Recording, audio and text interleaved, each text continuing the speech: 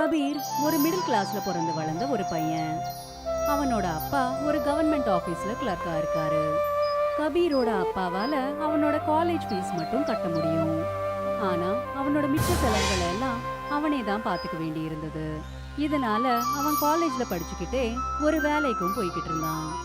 இந்தாப்பா உன்னோட college fees. தேங்க்யூப்பா. அம்மா சீக்கிரமா ரெடி பண்ணு, நான் சீக்கிரமா கேக் ஷாப்புக்கு போயாகணும்.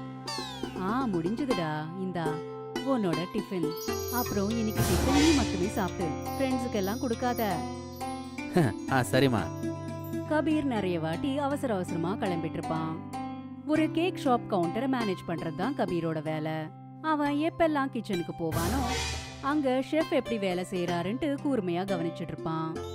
ஓ, ஒரு வேலை பண்ணு, நீ என்னோட அசிஸ்டன்ட் ஆயிரு, உனக்கு நிறைய காசு கிடைக்கும். ஆமா, காசு கிடைக்கும். ஆனா எப்பவுமே உங்க கூடவே இருக்கணுமே. நான் எப்படி காலேஜுக்கு போறது? அட, காலேஜுக்கு போய் என்ன பண்ண போற? படிச்சவங்க கூட வேலை இல்லாம அந்த பக்கம் இந்த பக்கம் சுத்திக்கிட்டே இருக்காங்க. நான் உனக்கு தொழிலை சொல்லித்தரேன். இந்த தொழிலை கத்துக்கிட்டனா எங்க வேணாலும் உனக்கு வேலை கிடைக்கும். நீங்க சொல்றது சரிதான். ஒன்று பண்ணலாம். நான் ஃப்ரீயா இருக்கிற டைம்ல நீங்க எனக்கு சொல்லித்தாங்க. காலேஜ் முடிஞ்சதுக்கு அப்புறம் நான் அசிஸ்டண்டா வந்துடுறேன். அதுவும் சரிதான். அப்புறம் அணில இருந்து ஷெஃப் கபீருக்கு எப்படி கேக் செய்யறதுன்னு சொல்லி கொடுத்துட்டு இருந்தாரு. கபீர் கேக் ஷாப்ல இருந்து நேரா காலேஜுக்கு போயிடுவான். அப்புறம் சாயந்தரம் ரொம்பவே சோர்ந்து போய் நேரா வீட்டுக்கு வருவான். வீட்டுக்கு வந்ததுமே கபீருக்கு அவங்க அம்மா ஹெட் மசாஜ் பண்ணுவாங்க. இதே போல நிறைய மாசங்கள் கடந்தது. அப்புறம் திடீர்னு அவன் வேலை செய்யற பேக்கரி க்ளோஸ் ஆயிடுச்சு. இதனால கபீர் இப்போ ஒரு ஐஸ்கிரீம் ஷாப்ல வேலை செய்ய ஆரம்பிச்சிட்டான். சில மாசத்துக்கு அப்புறம் அவன் ஐஸ்கிரீம் செய்யறது கூட கத்துக்கிட்டு இருந்தான். அதுக்கப்புறம் கடைசியில கபீரோட கிராஜுவேஷனும் முடிஞ்சது. அட, உன்னோட ரெஸ்யூமை ரெடி பண்ணி என்கிட்ட கொடுப்பா. நான் அவங்க கிட்ட சொல்லி உனக்கு ஒரு நல்ல வேலையை ஏற்பாடு பண்ணி தரேன். இல்லப்பா, எனக்கு கவர்மெண்ட் ஜாபுக்கு போறதுக்கு விருப்பம் இல்ல. எனக்கு பிடிச்ச வேலையை நானே தேடிக்கிறேன். சரிப்பா, நீயும் அதை ட்ரை பண்ணி பாரு. கபீர் வேலை தேடுறதுக்காக நிறைய கம்பெனிஸ்க்கு போனான். எல்லா இடங்களையும் நிறைய காம்படிஷன் இருந்தது. ஒரு ஜாப்காக 10 பேர் அப்ளை பண்ணிட்டு இருந்தாங்க. இப்படியே போய்கிட்டே இருந்துச்சுன்னா எனக்கு வேலை எப்படி கிடைக்கும்? அவன் நொந்து போய் வீட்டுக்கு வந்து தன்னோட அம்மா அப்பா கிட்ட நடந்தது எல்லாத்தையும் சொன்னான். உனக்கு பாருப்பா, உனக்கு எங்கேயும் வேலை கிடைக்க மாட்டேங்குது. கவர்மெண்ட் ஜாப் பண்ணு. அப்பா, எனக்கு ஃபுட் இண்டஸ்ட்ரியில வேலை வேணும், ஏதாச்சும் ஒரு ஹோட்டல்ல. அப்போ நீயே சொந்தமா ஒரு ஹோட்டலை ஓபன் பண்ணலாமேடா. அப்படியே தங்கத்தை மூட்டை மூட்டையா வச்சிருக்கிற மாதிரி நீ பேசிக்கிட்டே இருக்க. சொந்தமா ஹோட்டல் திறக்கணுமா? அட, நான் என்ன சொல்ல வரேனா, அவன் ஒரு சின்ன ஸ்டால்ல இருந்தாவது ஆரம்பிக்கலாம் இல்ல. இப்பெல்லாம் எத்தனை புது ஸ்டால்ஸ் ஓபன் ஆயிட்டு இருக்கு. அப்புறம் சில இது ரொம்பவே ஃபேமஸும் ஆயிட்டு இருக்கு. கபீரும் ஒரு வாட்டி முயற்சி பண்ணி தான் பார்க்கலாம்ல. ஆமா, உன்னோட ஐடியா நல்லா இருக்கு. நானே ட்ரை பண்றேமா. உனக்கு எது சரின்னு தோணுதோ அது பண்ணுப்பா. ஆனா ஞாபகத்துல வச்சுக்கோ, இதான் உனக்கு கடைசி வாய்ப்பு. இதுலயும் நீ ஜெயிக்கலனா கவர்மெண்ட் ஜாப நீ பண்ணியே ஆகணும். சரிப்பா. கபீர் அப்பாவோட கண்டிஷனை ஒத்துக்கிட்டான். ஏன்னா அவனோட அப்பா அவனோட நன்மைக்காக தான் எல்லாம் செய்யறாருன்னு அவனுக்கு தெரியும். கபீர் இப்போ எந்த ஃபுட் ஐட்டம் ஸ்டாலை ஓபன் பண்ணணும்னு யோசிச்சுட்டு இருந்தான். அவன் இன்டர்நெட்ல ட்ரெண்டிங் ஐட்டம்ஸ் பத்தி பார்த்துட்டு இருந்தான். நான் கேக் கூட பண்ணுவேன், ஐஸ்கிரீம் கூட பண்ணுவேன். இந்த 2 ஸ்டாலையும் நான் ஓபன் பண்றேமா. ஆனா மார்க்கெட்ல இப்போ நிறைய கேக்கு ஐஸ்கிரீம் ஸ்டால்ஸ்னு இருக்கு. அப்போ ஜனங்க உன்னோட ஸ்டால்க்கு ஏன் வருவாங்க? அது இருக்கு.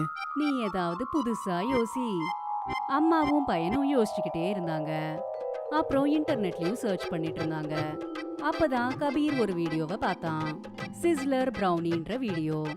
அம்மா, இங்க பாரு. இது என்னடா, சூடான தவால கேக்கும் ஐஸ்கிரீமுமா? ஆமா, நான் இத பண்ணுவேன். ஐடியா நல்லாதான் இருக்கு. இப்படிப்பட்டதை எங்கேயும் பார்க்கல. இது ஃபேமஸ் ஆகணும்னு எதிர்பார்க்கறேன். அம்மா, கண்டிப்பா ஃபேமஸ் ஆகும். கபீரும் அப்புறம் அவனோட அம்மா எல்லா இடத்துலயும் தேடி தேடி ஸ்டால்க்கு தேவையான ஐட்டம்ஸ் எல்லாம் வாங்கிட்டு இருந்தாங்க. கபீர் அப்புறம் சரிதா அவங்களோட வீட்டு கிச்சன்லயே ப்ரௌனி கேக்க செஞ்சுக்கிட்டு இருந்தாங்க. கபீர் மைதாவுல கோகோ பவுடர், வெனிலா எசன்ஸ், சர்க்கரை, பட்டர் எல்லாத்தையும் நல்லா கலக்கி விட்டான். அப்புறம் அந்த கலவைய ஒரு பெரிய ட்ரேல ஊத்திட்டு அதை பேக் பண்றதுக்கு ஓவன்ல வச்சான். அப்புறம் ஐஸ்கிரீம் செய்யறதுக்காக பாலை சூடு பண்ணி அதுல சர்க்கரை, கார்ன் ஸ்டார்ச், அப்புறம் நிறைய விதவிதமான ஃப்ளேவர்ஸை போட்டு எல்லாத்தையும் மிக்ஸ் பண்ணிட்டு ஃப்ரிட்ஜ்ல வச்சுட்டான். சில மணி நேரத்துக்கு அப்புறம் கேக்கும் ஐஸ்கிரீமும் ரெடி ஆயிடுச்சு. எல்லாத்தையும் டப்பாக்கள்ல ஃபில் பண்ணிட்டு அந்த டப்பாக்களை ஸ்டால்க்கு எடுத்துட்டு போனான். கபீர் ஒரு ஐஸ்கிரீம் கார்ட்டை வாடகைக்கு எடுத்திருந்தான். அந்த கார்ட் மேல ஒரு கேஸ் ஸ்டவ்வையும் வச்சான், தவாவை சூடாக்கிறதுக்காக. அந்த கார்ட்லயே இன்னொரு பக்கம் ஐஸ்கிரீம் அப்புறம் ப்ரௌனியோட டப்பாக்களை வச்சான். அதுக்கப்புறம் ஒரு பெரிய போஸ்டரை ஒட்டினான். அது மேல தவா ஐஸ்கிரீம்னு எழுதியிருந்தது. அப்புறம் ஒரு அட்ராக்டிவ் போட்டோவும் இருந்தது. அண்ணா, இது என்னது? இது தவா ஐஸ்கிரீம். தவால செய்யற ஐஸ்கிரீமா? வாவ், எவ்வளவு? வெறும் 50 ரூபா தான். சரி, ஒன்னு கொடுங்க. கபீர் டப்பால இருந்து ஒரு ப்ரௌனியை எடுத்தான். அப்புறம் ஒரு சின்ன தவாவை கேஸ் மேல வச்சு சூடு பண்ணி ஒரு வுடன் பிளேட் மேல அந்த தவாவை வச்சான். அந்த சூடான தவால ஒரு ப்ரௌனிய வச்சான். அப்படி வச்சதுமே ப்ரௌனில இருந்து புகை வர ஆரம்பிச்சது. அப்புறம் அந்த ப்ரௌனி மேல ஒரு ஸ்கூப் ஐஸ்கிரீம் வச்சான். அப்புறம் சாக்லேட் சிரப்பையும் போட்டான். இப்படி அலங்காரம் பண்ணி அந்த பொண்ணுக்கு கொடுத்தான். வாவ், இவ்ளோ அட்ராக்டிவான ஒரு ஐட்டமை பார்த்து அந்த பொண்ணு முதல்ல போட்டோ எடுத்தா. அதுக்கப்புறம் அவ சாப்பிட ஆரம்பிச்சா. அந்த பொண்ணுக்கு தவா ஐஸ்கிரீம் ரொம்பவே பிடிச்சு போச்சு. அந்த பொண்ணு சாப்பிட்றத பார்த்து இன்னும் நிறைய கஸ்டமர்ஸ் கபீரோட ஸ்டால்க்கு வந்தாங்க. இனி கபீருக்கு அதிர்ஷ்டம் அடிச்சது. இன்னைக்கு ஒரு வருஷத்துக்கு அப்புறம் கபீரோட அம்மா சரிதா ஐஸ்கிரீம் பார்லரை ஓபனிங் பண்ணிட்டு இருந்தாங்க. அங்க ஏற்கனவே கஸ்டமர்ஸோட லைன் இருந்தது. அது அவனோட ஃபேமஸ் தவா ஐஸ்கிரீமை சாப்பிடுறதுக்காக. அந்த கவர்மெண்ட் ஜாபுக்கு போகாம இருந்தது ரொம்ப நல்லதா போச்சு. உனக்கு பிடிச்ச வேலையா பார்த்துக்கிட்டே இருக்க. ஒருவேளை அந்த ஜாபுக்கு போயிருந்த உனக்கு பிடிச்ச வேலையா பண்ணாம போயிருப்ப. அட அப்பா, இதுக்கு எல்லாமே காரணம் என்னோட செல்ல அம்மா. கபீர் அவனோட அம்மாவை கட்டி அணைச்சுக்கிட்டான். இன்னைக்கு தவா ஐஸ்கிரீம்னால கபீர் அப்புறம் அவங்களோட குடும்பம் ரொம்பவே சந்தோஷமா இருந்தாங்க.